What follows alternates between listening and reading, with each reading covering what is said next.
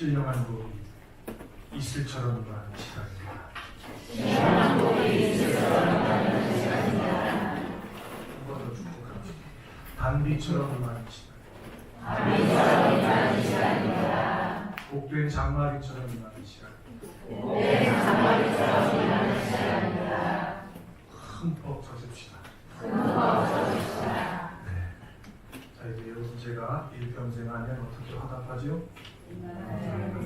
일평생 순종마다 아직 안 해오셨어요? 걸음마다 여러분이 한번 저에게 먼저 시작합시다. 임마누엘 여호와 이레 에베네스. 아멘. 그래서 카톡 하실 때 이 말씀을 여러분 사랑하는 분들에게 지겹도록 보내주세요. 귀에 모시게 들려주세요. 하나님께서 우리 신앙의 고백대로 이루실 줄 믿습니다. 우리가 읽은 본문은 이스라엘이 야곱이 임종 직전에 자기 12아들에게 유언하는 장면입니다. 근데 이 유언이 세상의 부모, 아버지, 어머니가 하는 유언과 그 성격과 우리 내용에 있어서 근본적으로 다르다는 겁니다. 이것은 단순한 유언이 아닙니다. 단순한 소원이 아니고 단순한 축복이 아니라는 겁니다. 그럼 뭐냐? 이것은 하나님의 계시라는 겁니다. 이게 중요합니다. 성경은 하나님의 계시이죠. 하나님이 누구이신지를 나타내시는 책이 성경인데, 이제 야곱의 유언을 통해서 그의 12아들에게 하나님은 어떤 분이시며 또 하나님에게 있어서 그 12아들들과 그 후손이 갖는 의미가 어떻게 역사 속에서 성취되는가에 대한 내용입니다. 이것이 우리가 본문에서 주목해야 하는 부분입니다. 이 야곱의 유언이 성경에 기록된 이유가 있습니다. 그의 유언을 통해서 그의 12아들을 향한, 그들을 기초로 이루어질 이스라엘을 향한, 이스라엘을 모태로 세워질 교회를 향한 하나님의 뜻이 역사 속에서 이루어졌고 지금도 이루어지고 있기 때문에 그렇습니다. 언제 완성이 될까요? 예수님께서 다시 오시는 그날, 우리가 예수님처럼 영생의 부활의 몸을 입게 될 그날, 이 모든 뜻이 완전하게 이루어집니다. 이제 우리가 이번 시간에 해야 될 일 두 가지가 있습니다. 이스라엘이 르우벤이라고 하는 아들과 요셉에게 전한 이 하나님의 말씀의 의미가 무엇이냐, 이걸 우리가 이제 깨닫는 겁니다. 그리고 또 하나, 그것이 나와 내 자식에게 어떤 관계가 있느냐는 겁니다. 이것을 이번 시간에 깨닫고 또 믿음의 내용으로 삼는 것이 우리가 해야 될 가장 중요한 일입니다. 먼저 본문의 의미를 배우기 전에 족장 야곱의 기가 막힌 가정 환경에 대한 최소한의 성경 지식을 확인해야겠습니다. 아마 야곱의 가정 환경에 대한 약간의 지식이 있는 분도 계시겠지만 없는 분도 분명히 계실 줄 알아 제가 간략하게 설명을 하겠습니다. 본문에 야곱 또는 이스라엘로 소개되는 이 남자는 할아버지가 아브라함이었습니다. 아버지가 이삭이었습니다. 창세기 12장 이후부터 50장까지 39장 동안 이 굉장한 지면에 등장하는 가장 중요한 인물 세 사람, 아브라함과 이삭, 야곱입니다. 근데 이 야곱이라고 하는 사람이 자기 의지와는 전혀 상관없이 결혼을 2번 합니다. 그리고 결혼을 2번 했으면 2명의 여자와 살아야 되는데 4명의 여자와 산다는 거죠. 혹시 주변에 그런 분 보신 적 있어요? 없어요. 외삼촌이 장인이었습니다. 그 말은 외삼촌의 딸을 아내로 맞이했다는 거죠. 외삼촌의 둘째 딸하고 결혼하고 싶었습니다. 그런데 외삼촌에게 감쪽같이 속았습니다. 결혼식을 치르고 났더니 첫째 딸이었습니다. 속은 거죠.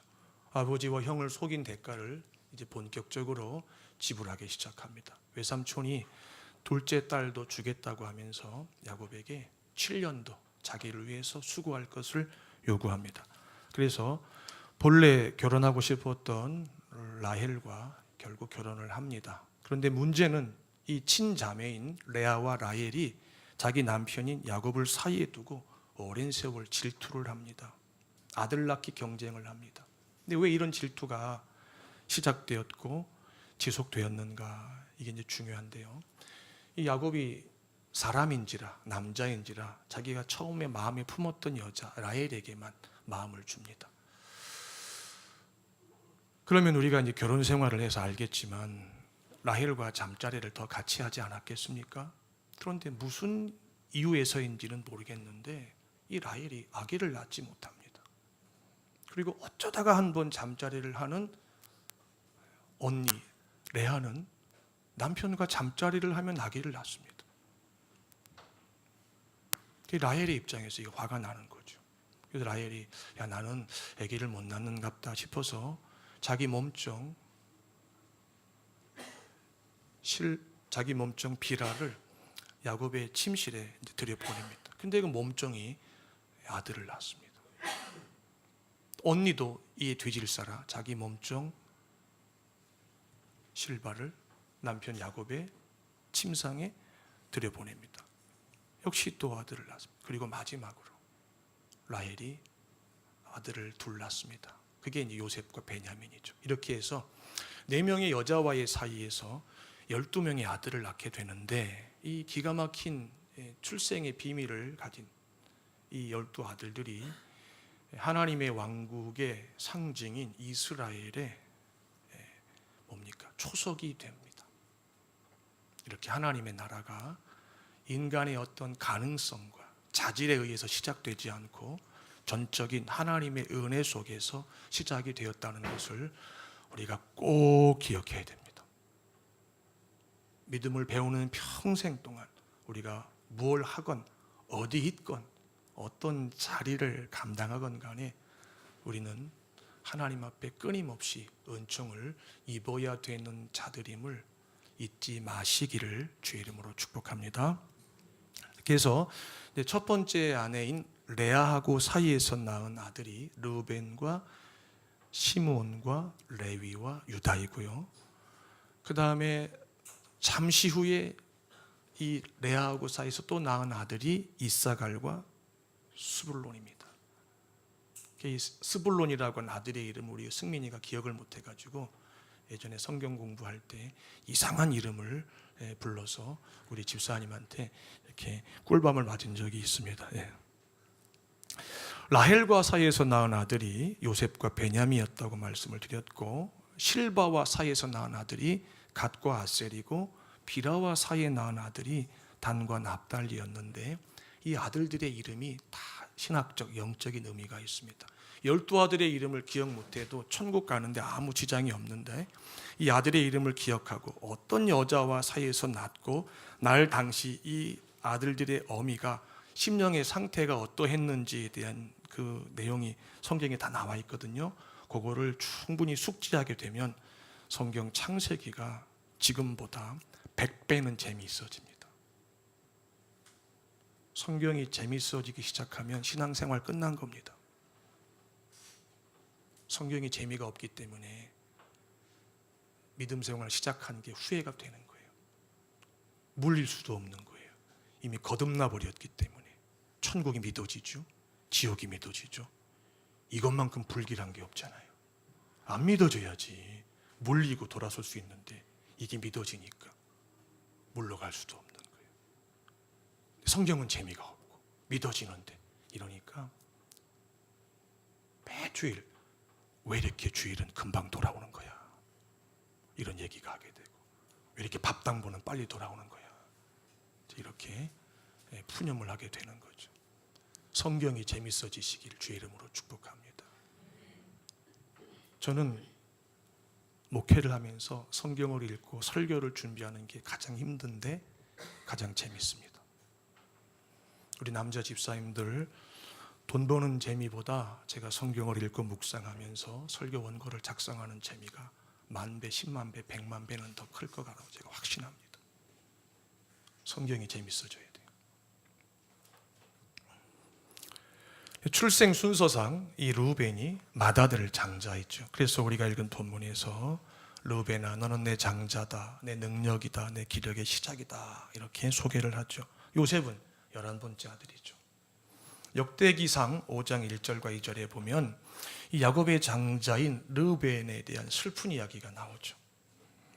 르우벤은 장자임에 틀림이 없지만 그 아버지의 침상을 더럽혔으므로 야곱의 장자의 명분이, 그 지위와 그 영광이 요셉에게로 갔다 이렇게 나와 있습니다. 제가 딸이 셋인데 이제 순서가 다 있죠. 지원이, 유진이, 진영이 이렇게 쫙 쪼로로 셋을 낳았죠. 근데 출생 순서로 보면 분명히 이렇게 서열이 정해져 있는데 내가 기도를 하면서 이게 누가 맞인지는 난 모르겠다는 거죠. 하나님께서 보실 때 맞이가 진정한 맞이거든요. 그래서 제가 셋 다 공평한 기회는 가져야 되니까 제가 기도할 때 항상 어떻게 하는지 소개를 드릴게요. 지원이, 유진이, 진영이, 유진이, 진영이, 지원이, 진영이, 지원이, 유진이 이렇게. 제가 항상 얼마나 수고로운 일입니까? 전 이 수고를 즐겁게 감당합니다. 왜냐하면 세 딸들이 이 땅에서 어떻게 살아내느냐에 의해서 영적인 장자의 맞이의 지위와 신분이 결정되기 때문에 우리 지원이가 긴장하는 거죠. 우리 진영이도 소망이 있는 거죠. 내가 세 번째로 출생했지만 내가 맞이일 수 있다. 요셉을 봐라. 우리 아빠가 공평하게 기도해 주신다. 여러분 그냥 자식을 위해서 기도할 때 이렇게 순서대로 한 번에 끝내면 안 돼요. 그럼 굉장히 불공평한 거예요. 전 사위들도 이제 맞이할 텐데 그놈들도 누가 맞선지 어떻게 합니까? 지원이 사위, 유진이 사위, 진영이 사위, 그 다음에 유진이 사위, 진영이 사위, 지원이 사위, 그 다음에 진영이 사위, 지원이 사위, 유진이. 야, 어떤 놈이 될지는 모르지만 복 터진 거예요. 하여튼 제 사위만 되면. 여러분의 담임 목사 이렇게 엉뚱한데 이게 왜 그럴까요? 내 안에 야곱과 같은 성정 때문에 그래요.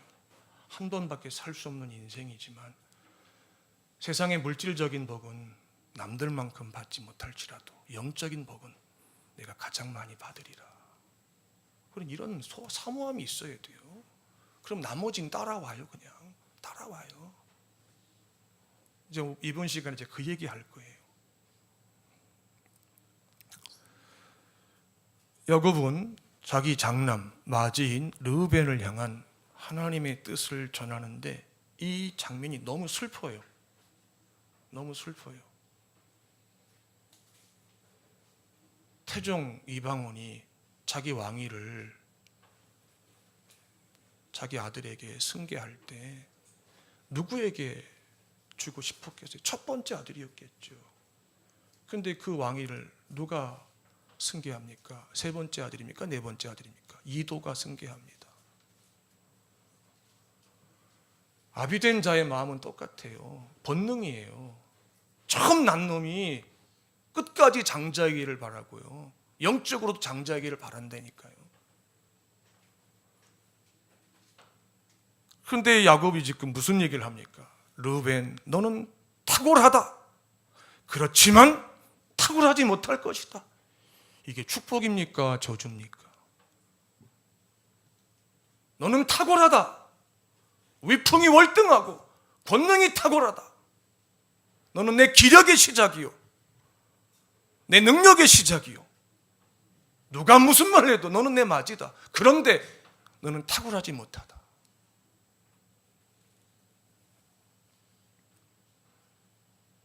탁월하지만 탁월하지 못하다는 이 극단적으로 대조가 되는 표현 가운데 물의 끓음 같다는 비유가 나옵니다. 물의 끓음 같다. 이게 비유인데 이 물의 끓음 같다고 하는 비유의 의미가 무엇인지 야곱이 다시 풀어줍니다. 네가 내 침상을 더럽혔다. 네가 누구도 올라서는 안 되는 내 침대, 누구도 차지해서는 안 되는 내 아내를 네가 차지했다. 이 말을 하는 겁니다. 무슨 말이에요? 르우벤의 패륜적 행위를 가리킵니다. 르우벤이라고 하는 이 아들은 자기를 낳아준 어머니는 아니었지만, 자기를 낳아준 어머니가 누굽니까? 레아입니다. 야곱의 첫 번째 아내 라헬의 언니죠. 자기 어머니와도 같은 질서상 어쨌든 집안이 참 이게 설명이 안 되는 불가사의한 집안이었지만, 어쨌든 아버지가 내 여자랑 살았으니까 자기를 낳아준 어머니는 아니었지만 자기 어머니와 같은 지위를 가진 여자하고 동침을 하는데, 그 여자가 누구냐면은 둘째 어머니인 라헬이 자기 아버지 야곱에게 준 비라라고 하는 몸종과 동침을 합니다. 이 비라가 야곱에게 두 아들을 낳아주었죠. 누굽니까? 갓과 아셀이었습니다. 아버지 야곱의 침상을 더럽힙니다. 야곱은 이 르우벤의 악한 행위를 반복합니다. 끔찍했다는 거죠. 이 아들의 행위가 그의 아비인 야곱에게 있어서 죽는 순간까지, 숨을 거두는 순간까지 우리가 상상할 수 없는 고통 그 자체였다는 겁니다. 야곱이 이렇게 살았습니다. 그래서 그가 130에 바로 앞에 섰을 때 뭐라고 고백합니까? 예, 내가 130 살았습니다. 우리 할아버지 175세를 살았고요. 우리 아버지 180세를 살았습니다.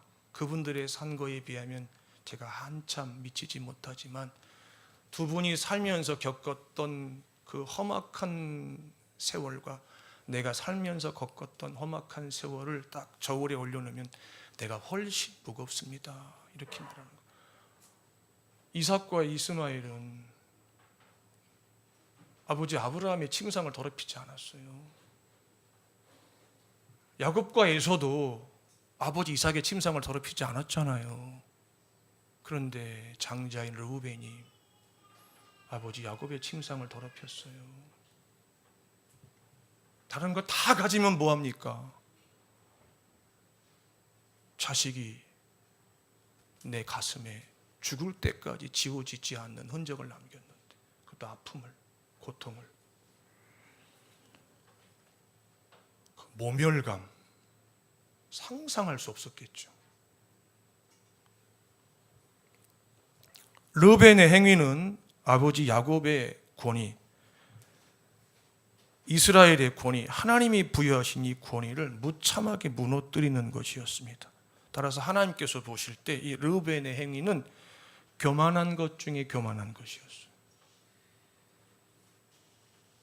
자식을 키우다 보면 우리가 자식의 허물을 우리가 경험합니다. 자식의 죄를 우리가 봅니다. 우리 능력이 미치지 못해서 당할 때가 속수무책입니다. 하지만 우리가 자식을 키우는 다른 부모를 만났을 때 공감합니다. 아, 똑같네. 서로 자식 키우면서 겪는 애환이. 그런데 이 야곱이 겪었던 이 고통과 슬픔은요, 이건 이방인의 집안에서도 발견하기가 쉽지 않는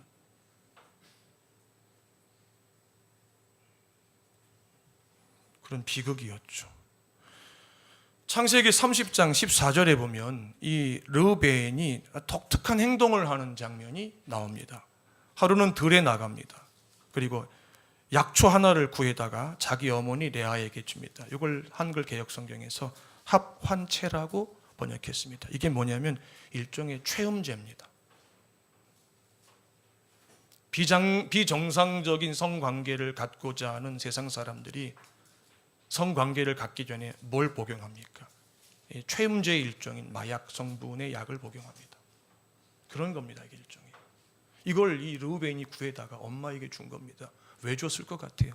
엄마 이거 먹고 아버지랑 자고 또 아들을 낳아서 엄마를 괴롭히는 저 라헬보다 아들을 더 많이 낳아. 아마 이런 의도였을 거예요. 이걸 알았다는 거예요. 이 장가도 안 간 사람이.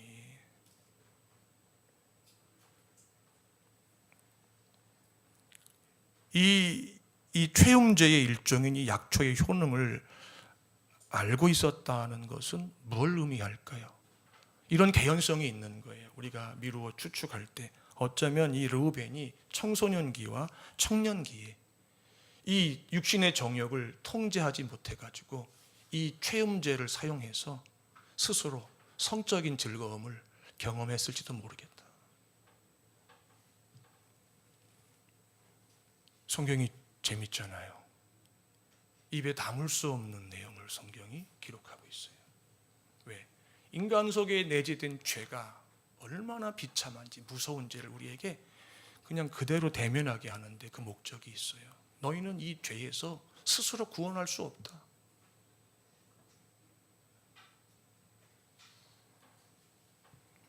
위풍이 월등하면 뭐합니까? 송중기 뺨치는 외모를 가지면 뭐합니까? 또 누가 있을까요? 여자 탤런트, 요즘 핫한 탤런트 누가 있습니까? 예쁜 아이 누가 있습니까? 송혜교는 아닌 것 같고, 그 권능이 탁월하면 뭐합니까? 물의 끓음과도 같은 이 성정 때문에 자기 스스로 자기 인생을 무너뜨렸습니다. 하나님이 탁월하게 창조하셔가지고 야곱의 장자로 이 세상에 보내셨다는 거죠. 엄청난 특권이죠. 그런데 이걸 결국 지키지 못했다는 겁니다. 여러분, 받은 것, 자기 의지와 상관없이 받은 것 너무 중요하죠. 그런데 더 중요한 것은 그것을 지켜내는 겁니다. 탁월한 자로 출생했는데 탁월하지 못한 자로 삶을 마쳤으니 얼마나 본인에게도 불행한 일입니까? 물론 구원은 받았을 겁니다. 아버지 야곱처럼 하나님에 대한 믿음을 가졌기 때문에 분명히 그 믿음으로 죽었을 때 천국은 상속받았을 겁니다. 요한계시록에 보면은 새 예루살렘 도성에 12기초석과 12진주문이 나오는데 12지파의 이름이 새겨져 있고 12사도의 이름이 새겨져 있다고 말씀하십니다. 그러니까는 구약의 교회와 신약의 교회 조석이 되었던 조상들의 이름이 기록되었다고 하는 것은 하나님께서 그들을 택하시고 믿음을 주셔서 하나님의 나라를 상속받는 자가 되게 하셨다는 거겠죠. 그런데 중요한 것은 이 땅에 사는 동안에 르우벤의 생애와 야곱의 생애가 하늘과 땅만큼, 낮과 밤만큼 달랐다는 거죠. 르우벤은 하나님에 대한 씨앗 형태의 믿음은 있었는지 모르겠지만 그 씨앗이 자라서 열매를 맺음으로 정욕을 이기는 믿음이 되어야 되는데 그 믿음에 이르지 못했다는 거죠. 르우벤은 천국을 상속받을 수 있는 믿음은 은혜로 받았는지 모르겠지만 그 믿음을 가지고 청소년기, 청년기, 일평생 가정을 이루고 자식을 키우면서 죄와 끊임없이 싸워서 이기는 믿음, 죄의 유혹을 물리치는 믿음을 갖지 못했다는 거죠. 교회 안에 성령으로 거듭나서 중생의 씻음과 성령의 새롭게 하심의 은혜의 비춤을 받아가지고 죽으면 천국을 상속받는 믿음을 가진 자들이 분명히 있습니다. 10이 있다면 그 10명 가운데 죄와 싸워서 이기는 믿음을 가지고 죄의 유혹을 끊임없이 뿌리치는 믿음에 이르는 자들은 10에 하나, 100에 하나라는 거죠.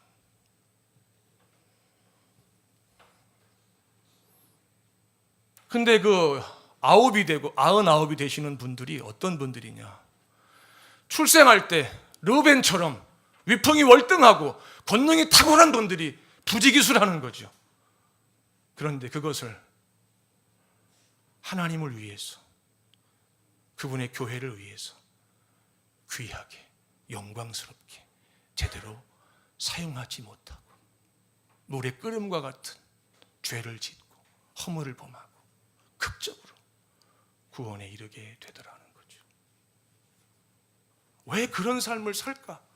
그게 더 행복할 거라고 확신하기 때문에 세상에서 좀 더 잘나고 좀 더 가지고 좀 더 높은 곳에 올라가고 좀 더 넓게 살고 좀 더 선택할 수 있는 기회를 좀 더 많이 확보하는 것이 행복할 것이라고 스스로 속이기 때문에 하나님 앞에서 물의 끓음과도 같은 그 정욕을 다스릴 수 있는, 통제할 수 있는, 억제할 수 있는, 무력화시킬 수 있는 하나님의 성령의 능력에 대해서는 관심을 갖지 않더라는 거죠.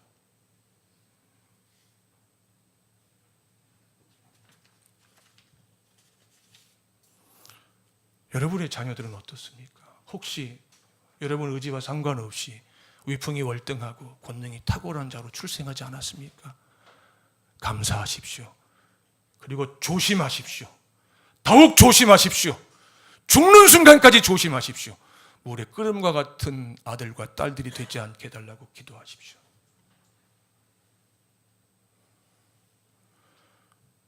야곱은 요셉을 향한 하나님의 뜻을 전하는데 그의 심정이 충분히 헤아려집니다. 내가 지금 말을 하고 있지만 이 세상에 내 입에서 나오는 표현보다 더 복된 표현이 있다면 그것을 사용하고 싶다는 이 마음이 충만했을 것 같아요.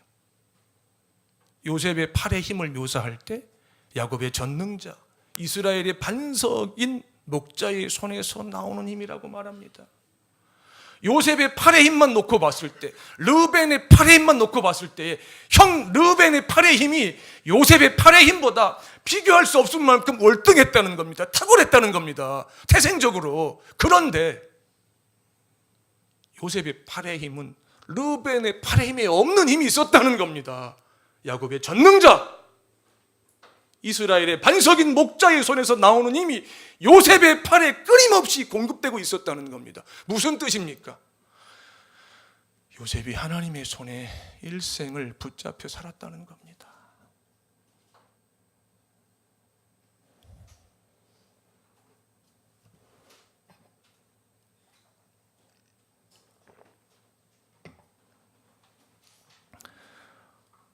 야곱은 자기 아들 요셉을 이렇게 축복합니다. 너는 하나님께서 도우실 것이다. 여러분 나중에 임종하실 때 여러분 침상에 여러분의 자녀손들을 쭉 이렇게 앉히시고 유언하실 텐데 어떤 유언하고 싶으세요? 생각해 보셨어요? 지금부터 생각하셔야 돼요. 지금부터 늘 기도하셔야 돼요. 아침 저녁 밤과 낮으로. 그래서 여러분이 혹 치매 중에 천국 가시더라도 여러분의 자녀 손에게 유언할 때만큼은 성령의 감동하심 가운데 여러분이 평생 기도의 자리에서 입만 열면 나왔던 그 표현이 나와야 돼요. 여호와께 성결한 자로 살거라. 소명자와 사명자로 살거라. 이스라엘의 병과 마병의 소명자와 사명자로 살거라. 네 기도와 구제가 하나님께 상달된 자로 살거라. 하나님이 영원히 기억하시는 자로 살거라.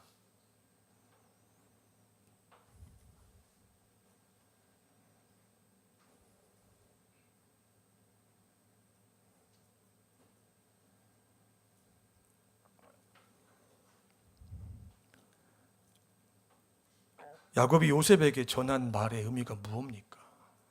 너는 일생 네 아버지 하나님 야곱의 하나님, 네 할아버지 하나님 이삭의 하나님, 네 증조 할아버지 하나님 아브라함의 하나님을 의식하면서 살 것이다, 이런 뜻입니다. 네가 지금까지 그렇게 살아온 것처럼 네가 이후로도 110세에 죽을 때까지 넌 그렇게 살 것이다. 그렇습니다. 성경에서 만나는 야곱, 내가 야곱의 일생에 주목하는 것은 그가 뭐 총리가 된 거죠. 관심 없습니다. 아무 관심 없습니다. 아무 관심 없습니다. 내가 창세기를 읽을 때마다 요셉에게 주목하는 것은 단 하나입니다. 눈 한번 질끗 감으면 보디발의 집에서 죽을 때까지 부귀영화 누릴 수 있었을 텐데 그걸 뿌리쳤던 그의 믿음. 자기 형 르벤은 어머니와 동침함으로 아버지 침상에 올랐지만 그의 10번째 동생인 요셉은 주인의 아내의 유혹을 뿌리치는 과정에서 누구의 눈도 아닌 하나님 아버지의 불꽃 같은 눈을 의식했다는 것, 이것이 제가 창세기를 읽을 때마다 주목하는 내용입니다.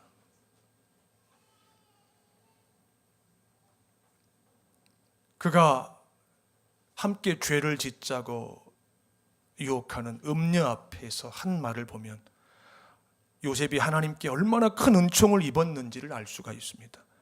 내 주인이 아무것도 내게 금한 것이 없습니다. 오직 하나 당신만 금했습니다. 왜? 당신은 주인의 아내이기 때문입니다. 당신은 내게 있어서 선악과입니다. 주인이 이 집안의 모든 것을 내가 다 가지라고 하셨습니다. 주인의 몸종들조차도 내가 다 가질 수 있었습니다. 그런데 주인이 당신은 내게 금했습니다. 주인의 아내이기 때문에. 내가 이 악을, 큰 악을 행하여서 어떻게 주인을 배반할 수 있겠습니까? 이렇게 말했어요? 아니에요. 내가 이 큰 악을 행함으로 어떻게 하나님께 범죄하겠습니까? 이겁니다. 어떻게 하나님께 죄를 지을 수 있겠습니까? 그때는 창세기도 없었습니다.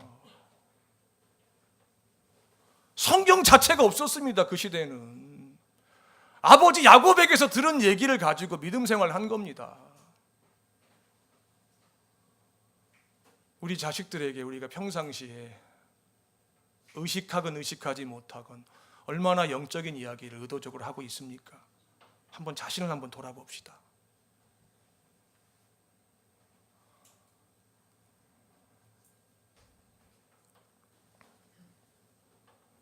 이 엄청난 유혹을, 이 저항할 수 없는 이 유혹을, 이 마력을 요셉이 어떻게 감당했을까? 어떻게 뿌리쳤을까? 어떻게 이겨냈을까? 제가 묵상을 했죠. 오래전에. 보디발의 집에는 노예가 한두 명이 아닙니다. 적게는 수십 명, 많게는 수백 명쯤 됐겠죠. 바로의 시위 대장의 집입니다. 바로가 자기 생명을 보디발에게 의존합니다. 그 집에 반역자들을 가두는 옥이 지하에 있을 정도이니까 뭘 의미합니까? 보디발의 권세가 나는 새를 원하는 만큼 떨어뜨릴 수 있었다는 겁니다. 그렇다면 그 집에 식솔 중에 여자 노예와 남자 노예가 얼마나 많겠습니까? 우리 다 어른이고 결혼 생활했고 우리 다 직접 간접적으로 그 유혹을 받아보지 않았습니까? 그 정도 권력을 가진 남자, 고대 애굽에서 자기 아내 말고 자기가 원하는 여자하고 언제든지 잘 수 있는 겁니다. 그렇다면 노예를 사올 때, 노예를 빼앗아올 때 제일 먼저 뭘 볼까요? 요거 예쁜가? 내 아내에게 없는 성적인 매력을 가지고 있는가? 말 잘 듣게 생겼는가? 내 아내 행세하려고 감히 시건방 떨지 않을까? 딱 눈빛 보고 말씨 보면서 골라왔겠죠. 하지만 너무 예쁘면 성격이 까탈스러워 데려왔겠죠. 왜? 남자들은 보는데 약하거든요. 그러면 그 노예들을 전국에 선발된 미스 이집트 진선미 같은 노예들이 보디발의 집에 있었단 말입니다. 그런데 애굽의 그 보디발의 집에 요셉이 노예를 팔려가가지고 얼마 안 있어가지고 보디발 다음에 자리에 오릅니다. 모든 걸 다 요셉이 주관합니다. 네가 다 갖고 네 마음대로 해. 그러면 그 보디발의 집의 여자 노예들이 요셉에게 잘 보여야 되지 않겠습니까? 몸이 편하려면은 얼마나 유혹했겠습니까? 그걸 꼭 봐야 됩니까?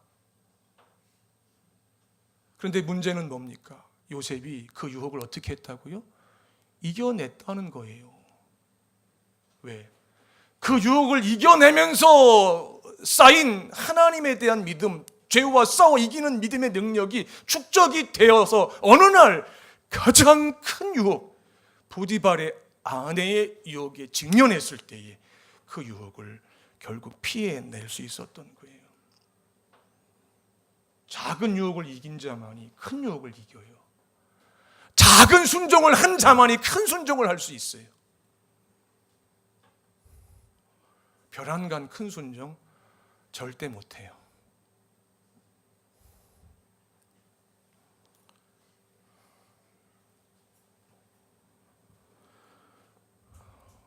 그러면 요셉의 그 심령 속에 도대체 무슨 일이 있었던 겁니까? 그 마음에. 형 르우벤이 갖지 못했던 믿음을 가지고 있었다는 거죠. 공유한 믿음이 있었는데 르우벤의 믿음과 요셉의 믿음 가운데 공통 부분, 교집합과 같은 공유한 믿음이 있었다는 거죠. 죽으면 천국을 상속받는 믿음. 예수 그리스도를 주와 구주로 영접하면 천국 가지 않습니까? 그런데 형이 갖지 못했던 믿음을 요셉이 가지고 있었다는 겁니다. 작은 청소년기와 청년기의 유혹을 끊임없이 뿌리치고 이겨내면서 갖게 된 경건의 능력, 세상을 이기는 믿음, 죄와 싸워 이기는 믿음, 죄와 싸우되 피 흘리기까지 싸우는 믿음, 죄를 미워하는 믿음, 악은 모양이라도 버리는 믿음, 그 믿음이 요셉의 믿음이었다는 거예요. 우리 자식들이 반드시 가져야 되는 믿음이에요. 무슨 일이 있어도 우리 아이들이 가져야 되는 믿음이에요. 그래 우리가 이 세상을 떠난 후에 우리 아들과 딸들이 비참하게 살지 않아요. 여러분의 근심은 바로 이 믿음이 내 딸에게, 내 아들에게 있는가에서부터 시작되어야 돼요. 이 거룩한 근심이 여러분을 기도의 자리로 이끌어서 하나님 아버지 앞에서 이것을 구하고 찾고 두드리게 해야 합니다. 이것이 바로 그의 나라와 그의 의를 구하는 겁니다. 그러면 나머지 것은 그냥 하나님께서 덤으로 주세요. 하나님 앞에서 끝까지 순결하게 살고 싶어 있었던 믿음, 하나님 앞에서 성결한 자로 살고자 하는 거룩한 소원에 사로잡힌 믿음이 르우벤에게는 없었는데 요셉에게는 있었다는 거죠.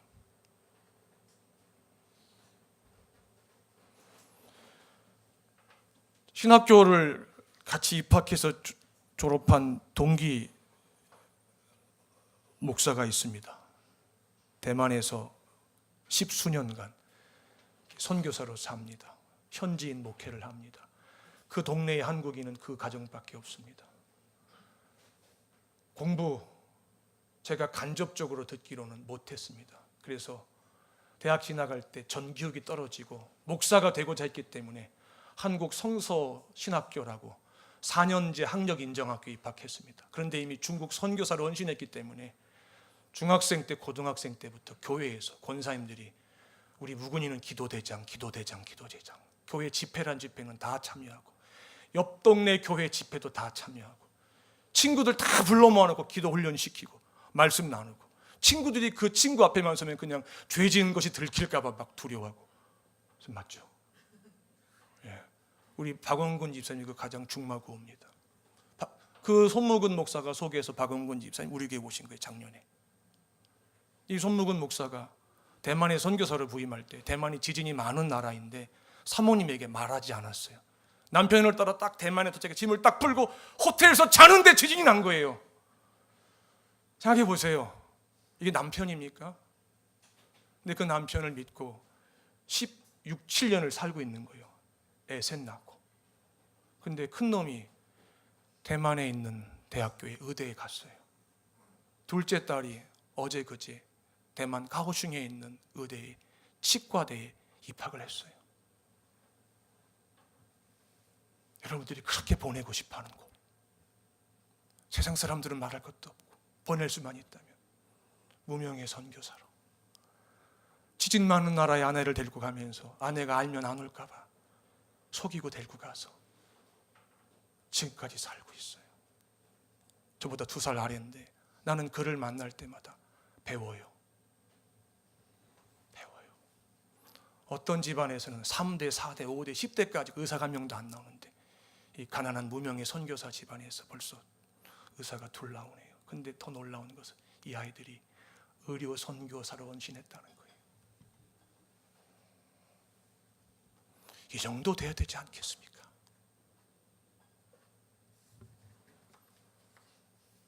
나시린처럼 살았대요, 손묵은 목사가. 평생을. 나시린 뭔 줄 알죠? 포도주와 독주를 입에 대지 않고 더럽고 음란한 것은 쳐다도 안 보고 기도 자그마해요. 사모님 설거지 도와주다가 주부습진 걸려가지고 가서 보니까 손가락에 형편없어요. 그런데 사모님은 그래요. 목사님, 내가 목사 아내니까 삽니다. 목사 아내만 아니면 제가 벌써 헤어지고 싶었는데 어떡합니까? 살아야죠. 결혼 생활에 예외는 없더라고요. 천하의 손무근이도 아내 앞에서는 별로 인정을 못 받더라고요.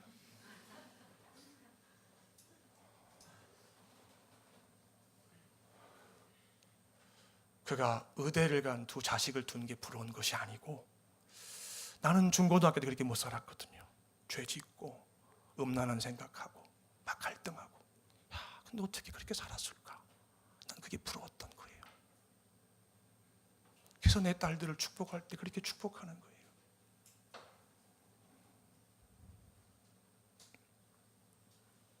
사도 바울이 하나님의 집에서 쓰임받는 그릇에 대한 이야기를 하지요. 하나님의 집은 너무 커서 너무 많은 그릇이 있다는 거죠. 그런데 그 그릇 중에 금그릇도 있고 은그릇도 있고 나무그릇도 있고 토기도 있는데, 그 중에 하나님께서 가장 사용하시는 그릇이 뭐냐?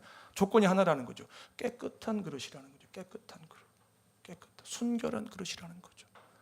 아마 르우벤이 야곱의 집에 금그릇이었다면 요셉은 야곱의 집에 톡이었을 것 같아요. 그런데 르우벤은 그 그릇이 너무 더러워가지고 하나님이 쓰실 수가 없었겠죠. 근데 요셉은 그 그릇이 비록 톡이었지만 너무 순결해서 하나님께서 이 땅의 모든 금그릇들을 부끄럽게 하는 토기로 사용하셨다는 거죠. 이게 복음이에요. 여러분의 자식이 세상의 자식들과 경쟁해서 얼마나 경쟁력이 있는가, 너무 거기 이렇게 몰입하지 마세요.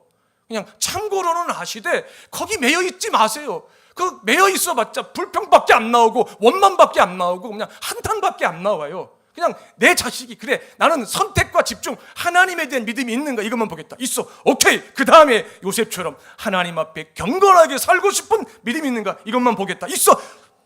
더 이상 뭘 바라겠어요? 그럼 그 나머지 인생을 하나님 책임지실 텐데. 우리 아이들이 나한테 매일 성경 묵상한 걸 이제 얼마 전부터 보내주고 있어요. 내가 늘 보내달라 그러죠. 말씀 묵상을 훈련해야 되니까 나도 보내주고 매일. 하루는 이런 카톡을 나한테 보냈어요. 아가서를 묵상했죠. 술람미 여인과 솔로몬의 관계를 묵상하면서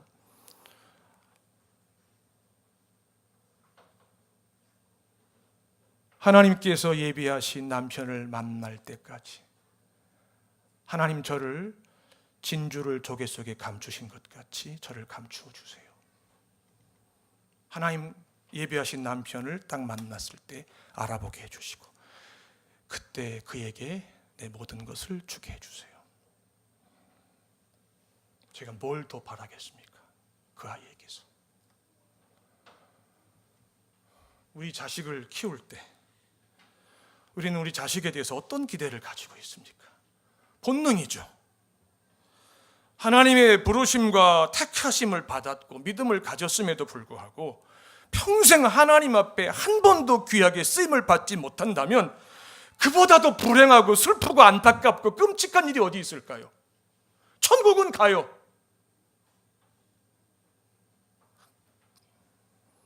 믿자마자 바로 가는 경우는 드물지 않습니까? 30년, 50년 살지 않습니까? 믿고 나서.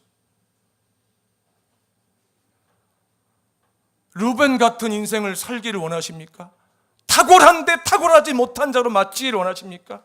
평범한데 경쟁을 하면 한 번도 1등은커녕 10등 안에도 못 들어가고 반타작도 못하는데 늘 뒤에서 겨우 쫓아가는데 이게 하나님의 손에 붙잡혀가지고 하나님 앞에서 성결하게 살고 싶은 소원이 충만해가지고 죄를 미워하는 믿음을 갖게 되었고 악은 모양이라도 버리는 믿음을 가질 수 있어서 평생을 하나님께서 이렇게 딱 붙잡고 다니시면서 하나님께서 물을 마실 때마다 내 자식의 인생을 잔으로 사용하신다면 이보다 더 큰 영광이 어디 있겠습니까?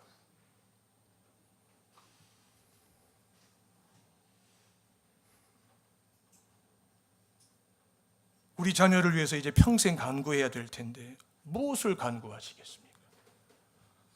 어떻게 구하시겠습니까? 성경을 알아야 되겠죠. 성경의 모든 기도의 내용이 나오니까. 내 눈이 비치지 못하는 곳에서도 하나님의 불꽃 같은 눈을 의식하는 자가 되게 하옵소서. 오직 성령 안에서 믿음으로 지극히 작은 일에 집중하는 것이 일생의 거룩한 습관이 되게 하옵소서.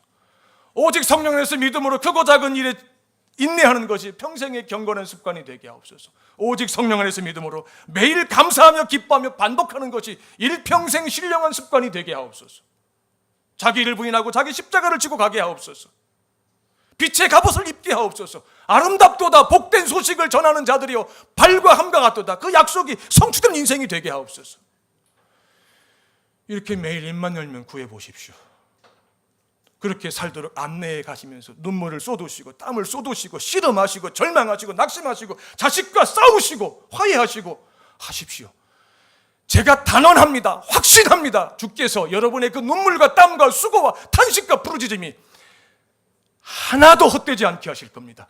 반드시 이루실 겁니다. 아멘 안 하시는 분들은 상관없습니까?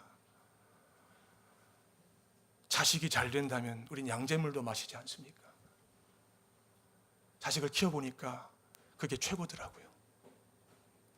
어차피 내 인생 끝나가고 내 아들과 딸들이 인생을 살 텐데 내가 건너가지 못한 것을 건너가고 내가 하고 싶었지만 하나님이 허락지 않으셔가지고 너무 하고 싶었지만 하지 못했던 그 일을 내 딸들이, 내 아들들이, 사위들이, 며느리들이, 손주들이 하면 어떻습니까? 이건 내가 한 것보다 1000배, 10,000배, 1,000,000배 영광스럽고 기쁘고 복된 겁니다. 하나님은 가장 좋은 것은 나에게 안 주시고 내 자식에게 주시는 겁니다. 가장 좋은 것은. 야곱이 어떻게 됐어요? 하나님 내 여자랑 살아보니까 너무 고통스럽습니다. 너무 고통스럽습니다. 내 아들들만큼은 한 여자하고 살게 없어서. 그 야곱의 기도가 누구를 통해 성취됩니까? 요셉을 통해서. 결혼 생활의 달콤함과 풍요로움을 야곱이 구하지 않았겠지만 하나님께서 덤으로 주셔가지고 주의 말씀을 받으면서 무엇을 구하시겠습니까? 무엇을 간구하시겠습니까? 하나님 앞에서 마땅히 행할 길을 아이에게 가르치라. 그리하면 늙어도 그것을 떠나지 아니하리라. 이 약속의 말씀이 여러분이 자식을 키울 때, 자식을 이 세상에 남겨두고 떠날 때 여러분의 유언이 되길 주 이름으로 축복합니다.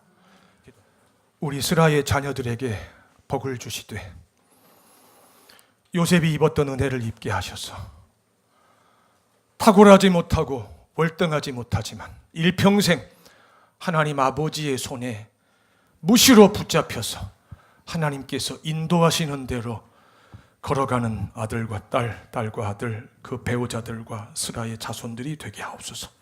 우리의 주와 구주이신 예수님 이름으로 복을 빌고 기도합나이다. 아멘.